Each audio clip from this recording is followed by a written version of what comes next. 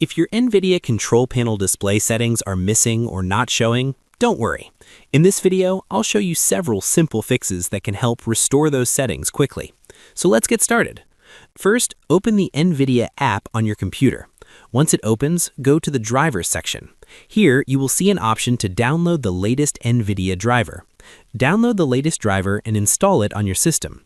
After installing the driver, restart your computer and check if the issue is resolved. If the problem is still there, try this next fix. Click on the Windows search bar, type Services, and open the Services application.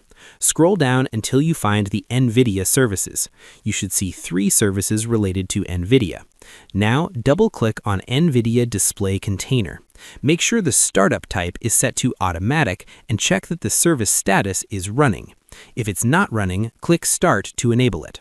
Now repeat the same steps for NVIDIA Frame View Service and NVIDIA Local System Container. If these services are already running, simply restart each one. After restarting all the NVIDIA services, restart your computer. In most cases, this will fix the missing display settings issue. If the problem still isn't fixed, here's another thing you should check. Right-click on the Start menu and open Device Manager. Now expand Display Adapters. Make sure your NVIDIA graphics card is listed and working properly. If the device is missing or showing an error icon, it may indicate a driver or hardware issue. And that's it. These methods should help fix the NVIDIA Control Panel display settings missing issue.